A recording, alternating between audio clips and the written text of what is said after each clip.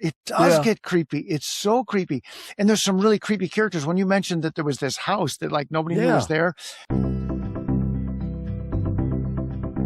Last time we talked about the power of story, how it reaches past the head and goes straight to the heart. Today we pick that conversation back up.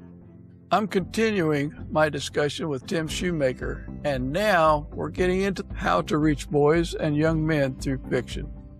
What makes a story actually stick with the reader, and how writing can inspire instead of just entertain. If you caught part 1, you know how important this is. And if you didn't, that's okay. You'll still get a lot out of this. Let's jump back into the conversation. I love the idea of writing stories because that's what, our Jesus did. And they're so powerful. Do you remember the time in 1 Samuel? I think it was in 1 Samuel. But in any case, but when David messes up with Bathsheba, and then he has, Uriah set up to be murdered, and it's this awful thing. But first he tried to get Uriah to go home. Yeah, he said, "No, right. My men are out in the streets sleeping, so how could I go home?" Right? Oh, he's this. Yeah, right. He's this he's just so honorable, right? And then David was so dishonorable. Yeah, he was. But when we read, after it would seem, what was David doing, after all this? And it appeared like he was just going through his kingly duties. He's doing his thing. He's able to compartmentalize, which so many men can, and was doing it. Now, he knew the word. He knew the truth. He knew right from wrong. But yet he was still functioning. And then God sent the prophet Nathan to him. And Nathan came to him with a story. Oh, exactly. He said, there was this man who had this little lamb. Oh, he loved that lamb. He just raised it from a little baby, slept with it. And then there was a rich man in town. He had a lot of sheep. And a guest came by. And, this rich man, he wanted to make a nice meal for his guest, but he didn't want to take one of his lambs. And so he took this lamb from this man and he slaughtered it for his guest. And, David was livid. Yeah. And he was furious. And this man was going to pay. And then we get those famous words from the prophet Nathan. He says, "You're the man." Yeah.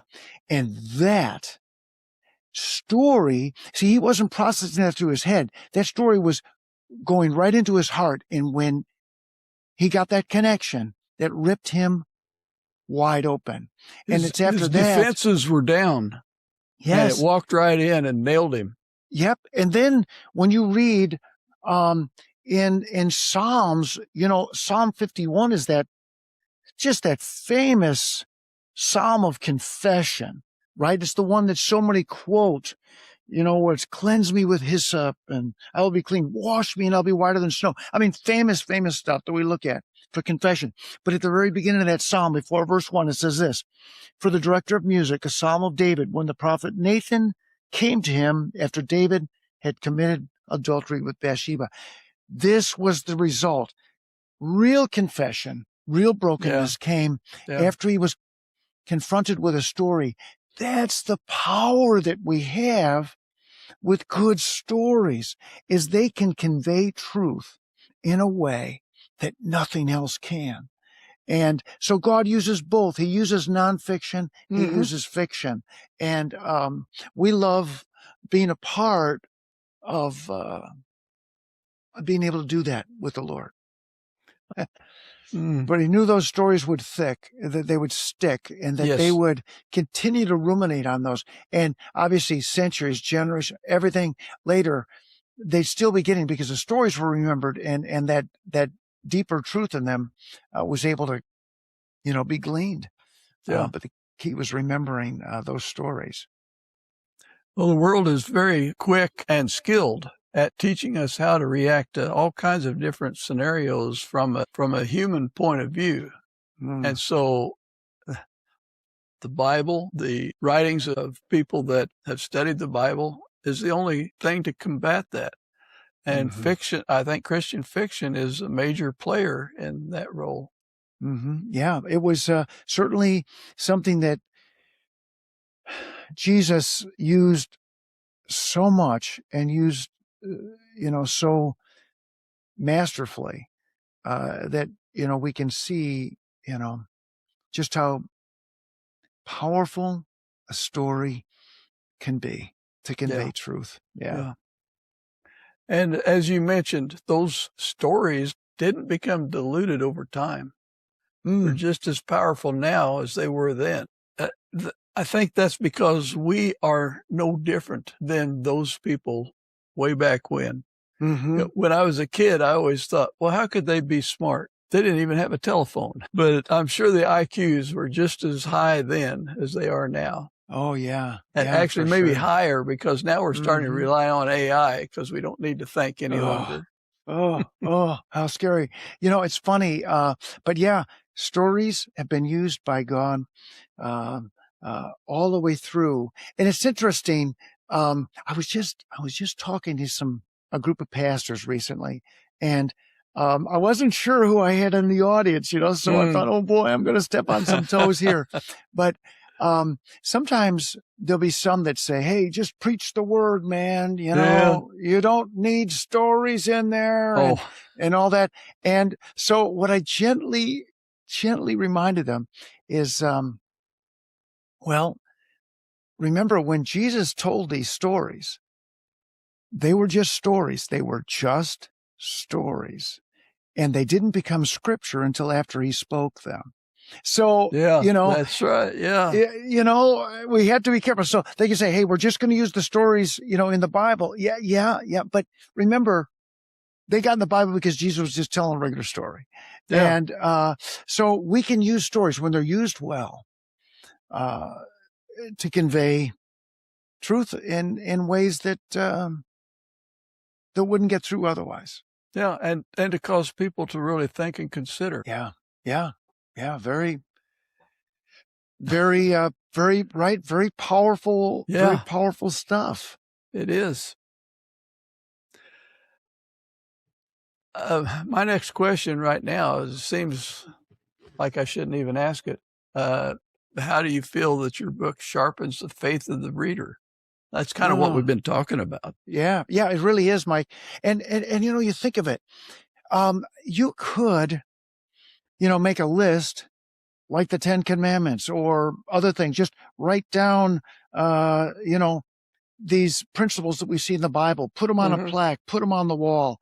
You might have, a whole list of them, and we could have people memorize them. But again, we have a way of compartmentalizing that kind of truth. But when we get wrapped up in a story, it's different. So I could tell you,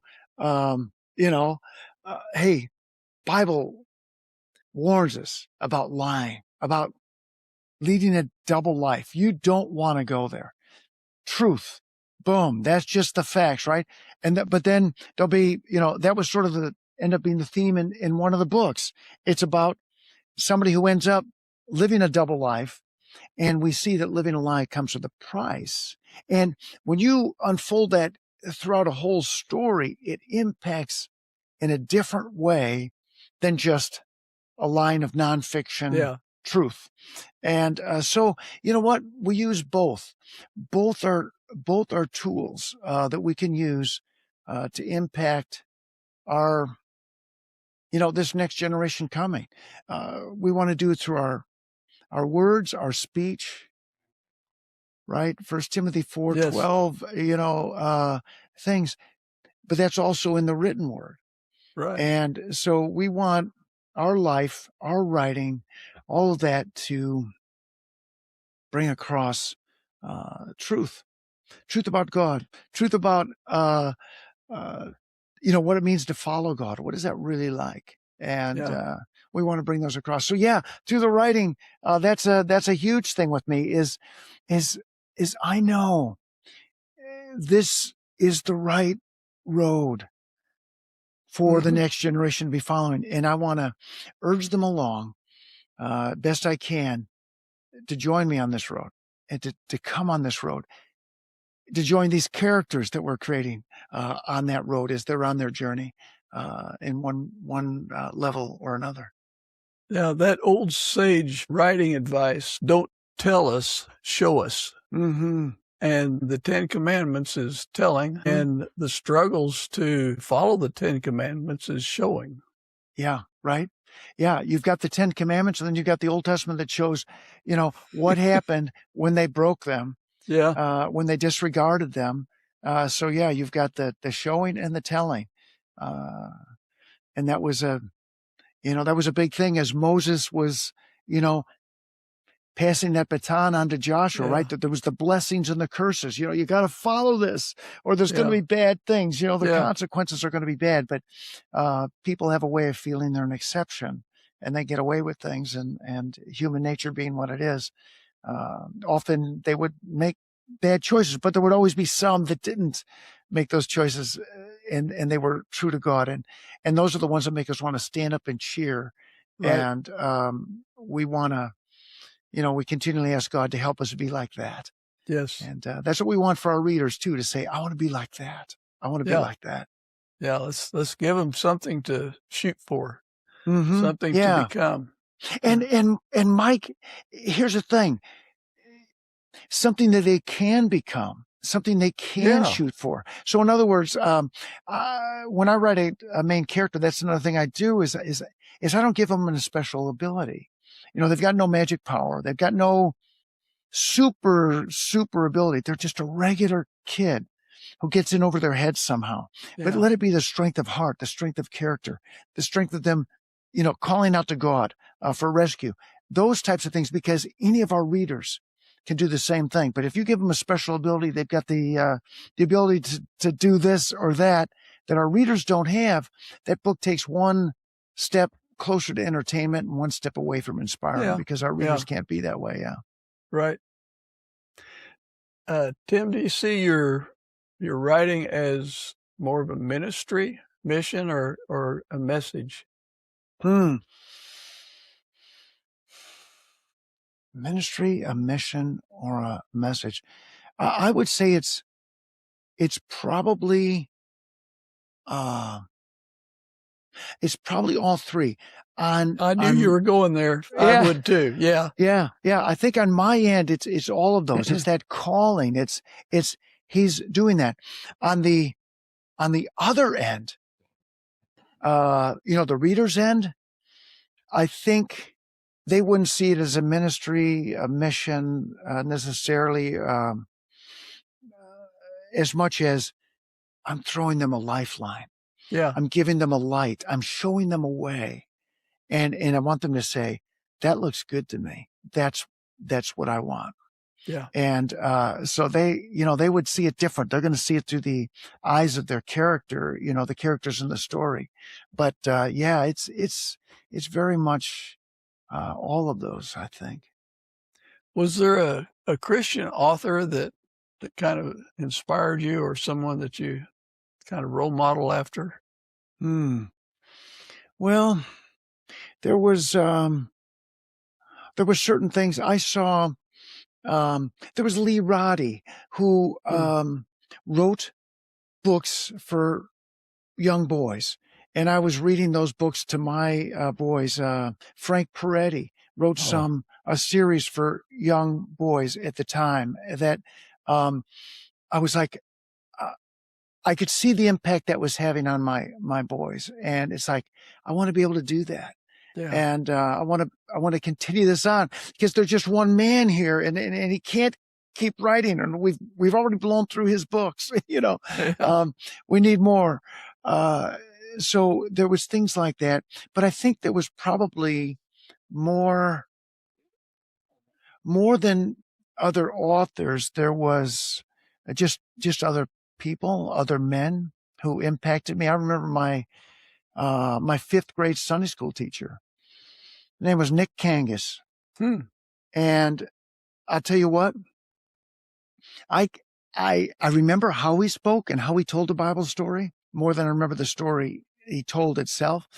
I felt that he loved us us boys, you know, he always wore a suit coat, you know, and in his pocket he had candy, you know, and so he says, all right, fellas, how about a little breakfast? And he'd pull out Tootsie Rolls and stuff. And we're eating Tootsie Rolls and listening to him tell the story. And we're just locked in. And I think things like that, you know, helped me, you know, I wanted to be able to teach like that. There was those things that influenced.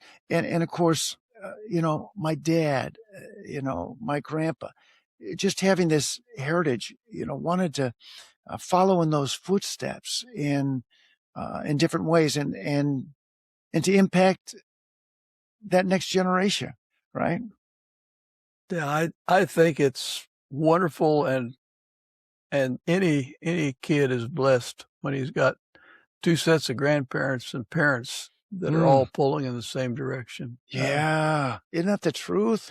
But you know, God doesn't care. He will take you no matter how you were jerked up. Yep. And, Yeah. And I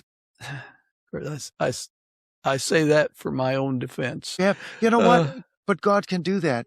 My dad, he was, you know, you were the last of 8. He was an only child, and he was on his own a lot. Yeah. Okay. We'll put it that way. And, you know, it was lonely. He had a lonely childhood, and he was the best dad. Mm-hmm. You know, he was the best dad for me. He was, boy, he was there. You know, we had a bigger family, and he was all about us. He wanted to be with us. It was the things that he didn't, you know, have siblings. And boy, he was just the greatest family man. So, you know, he didn't have somebody showing him the way, but God, right? Yeah. God, did everything that he needed. And so then he became this great example, for me and helped show me the way. Yeah. So he didn't have somebody showing him the way, but he ended up being the one that shows me the way. So Tim, what are the books that you've written? There was the Code of Silence series. Mm-hmm. So that was a 3-book series: Code of Silence, Back Before Dark, Below the Surface. And again, it's mystery, adventure, suspense, you know, thriller for anywhere from, they would say 10 or 11 on up, but I'm really kind of writing it for that middle grade on up. And then, another series, we're just talking about the fiction now. I mean, there's nonfiction. Right. But, I understand. And then the other series we had, Escape from the Everglades was, the first one. And then we had, every hidden thing. Yeah. And, after that, the third book was, The Deep End. And then, the second Storm. And then we had, the 5th book that finished off that series was, Even in Darkness. And then there was a standalone, called Easy Target. So, you know, all of these are, you know, they're full novels. They're going to be, you know, close to 400 or just over 400 pages. And, but the readers love them. So I can see where God has really laid things on your heart to write, and you're very productive. That's amazing. Well, that's all God, you know, that is God, because, you know what it's like. You can be stuck on a project and be working on it for a couple of years, and it's not going anywhere. Yeah. And then other times, something has to get out, you know, can't quicker. Stay inside any longer. Yeah. And so, you know, it's all by God's grace. Well, there's a phenomena that seems to happen to almost every writer, is you kind of know where you're going to go, and you're not maybe sure how you're going to get there, but you're riding along, and all of a sudden a minor character comes on the scene and is insistent they are not going to be a minor character, or or one of your characters just takes off and you have to write to see where they're going because you don't know. Yeah. I love that. I absolutely love that. Yeah. In that first series, that Code of Science series, that's for me, that's a character named Lunk. He was going to be he was just an antagonist, really. Yeah. Yeah. And, but he becomes just this key part of the story, and you just love him. And in that second one, Escape from the Everglades, there's a character in there, Harley, who is a minor antagonist sidekick. That's how he started out. That's all he was going to be. But how God worked that and made him to be such an incredibly strong part of the story. I just can't imagine it without him. But no, I didn't know where it was going to go. And that was intriguing, fascinating, exciting to see exactly what God was doing. But that's so interesting that you mentioned that, Mike, because in both series, there were surprise characters like that for me. Yeah. Yeah. I love what God does. I'm sure you're the same. You even say, I'm not that brilliant a writer to come up with these twists and turns. And God just lays them out for me. No kidding. Yeah. Right? I mean, so many times I pray, God, make this writing better than I'm a writer. Put things in here that I don't even see until later. Make this powerful, where you're inviting him. Right. Please, write this with me. And there are times, like there's a couple nonfiction books that we just finished, and I'm back working on another fiction series. But I'll look back at some of this and say, that was incredible. This was excellent. Oh my goodness. If that doesn't prove that God is joining you on the process, I don't know what is, because, I look at it and say, where did that come from? Exactly. But you know where it came from. Yeah. You're just grateful. But it's fun to read something that you wrote a little while back, and you almost read it with fresh eyes. Yes. Wow. Yes. Yes. There's a sense of wonder. You're like, what in the world? I can't believe this. Yeah. I agree. Oh, well, I feel like I'm cutting this interview off much sooner than I'd like to, but we've gone over an hour here. Well, the time flew, Mike. I agree, Tim. One thing I did want to ask you about, did you tell me that you went down to the Everglades to do research? Oh my goodness. Yeah. For that one series, Escape from the Everglades. Oh man. Yeah. Well, I was like 50 pages into the story, and you're watching videos, you're doing all your research that you can, but I was like, I got to get there. I want to feel some of that fear so the writing will be more real. I wanted to see, I want to see these guys, Oh yeah. Yeah. I wanted to see them close. I wanted to see, gators at night. I'd heard about the way their eyes glow. I wanted to see that. Yeah. And, I'm telling you, I definitely got more than I bargained for. And of those first 50 pages that I wrote before I left, I might have saved, I don't know, 4 or 5 pages. It was all different after I went there. So here what I thought I had all this good stuff. But there was this nagging. I don't know. I got to get there. So it's so important, I think, to be able to go to that area where you're writing about and you just experience it. What are you feeling when you're there? What are the sounds? Yeah. The smells. And what sense are you getting? And I'll tell you, Mike, when I was there, it was one of the few times in my life where I was someplace where I felt the presence of evil. Mm-hmm. And it's an area down that has a lot of bad history. Voodoo and Yeah. Mhm. And mob killings and serial killers and all this stuff. It's like, oh my goodness. And some of the horrible airline disasters that were Yeah. right in that area. And so it's just an area that there's an unsettling feeling. But boy, I'll tell you what, did that work for putting that into this story where there's a park ranger's sons and they're stationed in the Florida Everglades and they get to the point they realize they have to get out, but it's going to take time for that transfer. And meantime, there'll be more danger than ever. So it worked. Yeah. It worked really good. It works really good for that. Yeah. I was fortunate enough to be with the refuge manager at the Black Panther Refuge, just south of Gator Alley there.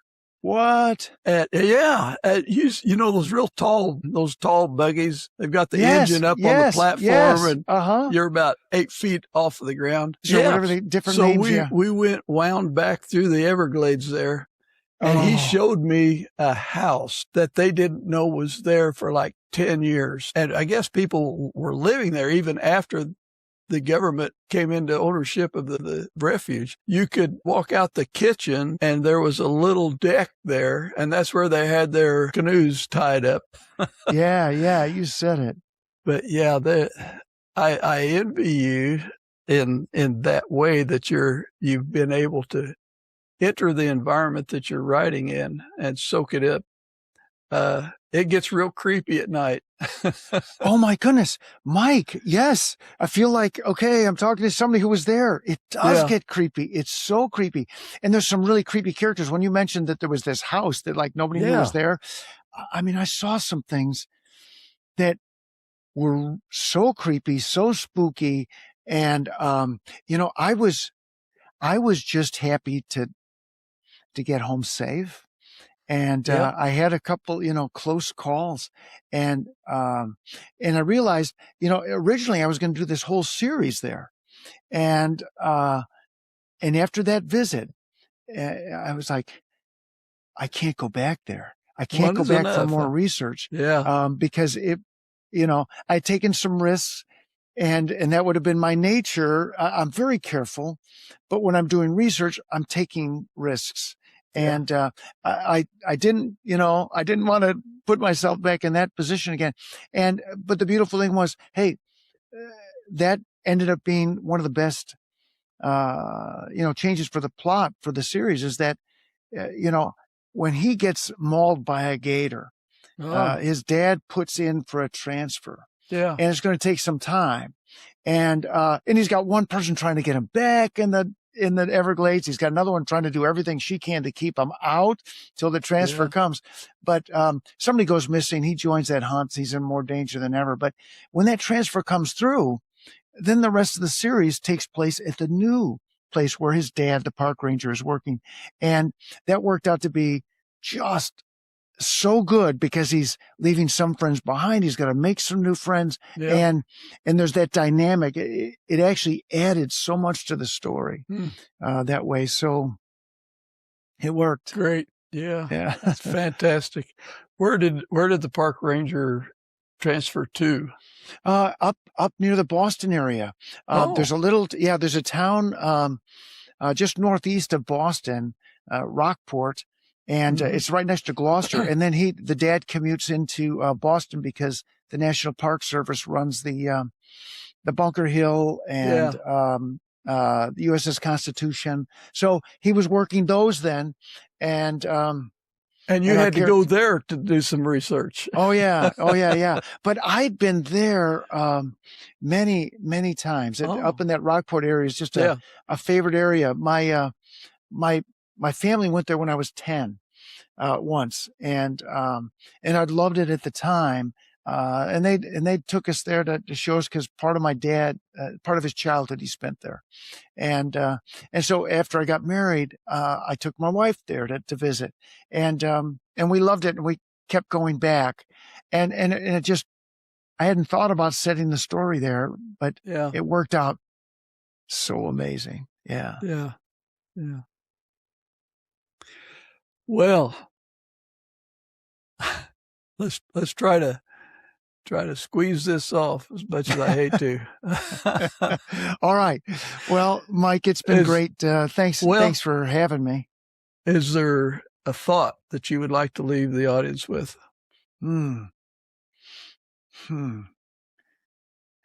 Okay, audience of readers, right? Is that what we're talking about? The audience of readers. I'd say there's some authors, but there's also a lot of readers. So yeah. Well, I'd say with the authors, I'd encourage them to write with God on this. And you know what? Life is too short.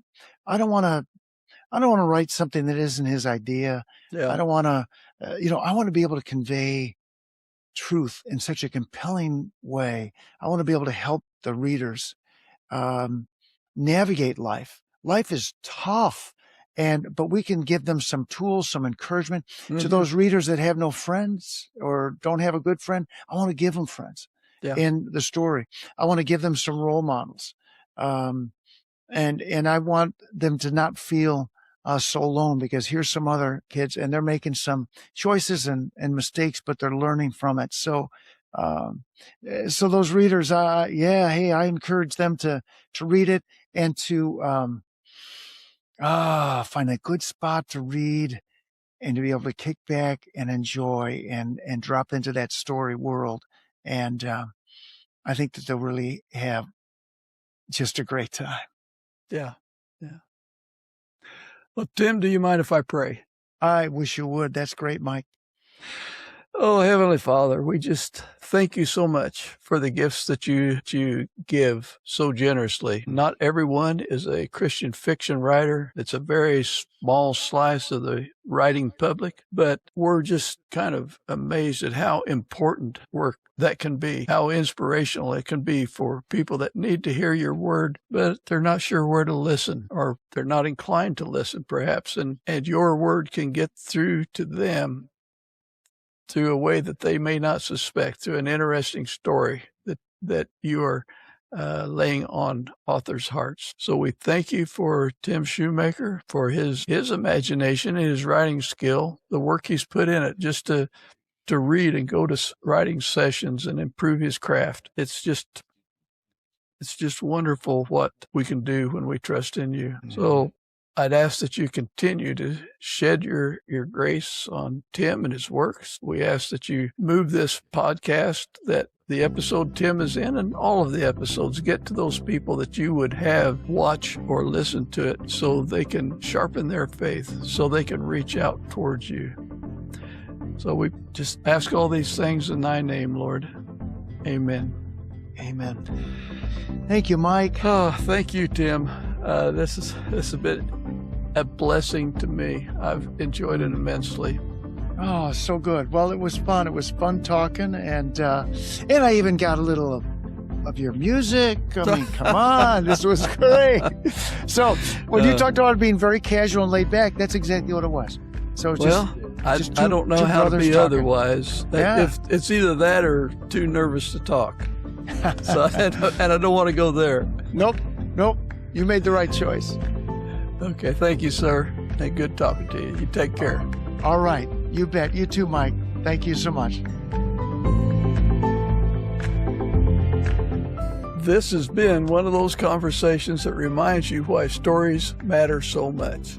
Not just for entertainment, but for shaping lives, building character, and pointing people towards the truth. Tim Shoemaker's approach to writing is intentional, reaching readers where they are, giving them something real to hold on to, and showing them a path worth following. And maybe that's the takeaway from all of this. You don't need something flashy. You don't need something complicated. You just need a story that tells the truth well. If you enjoyed this episode, share it with someone who needs it, especially a parent, a reader, or someone trying to reach the next generation. Don't forget to subscribe. That keeps our boat afloat.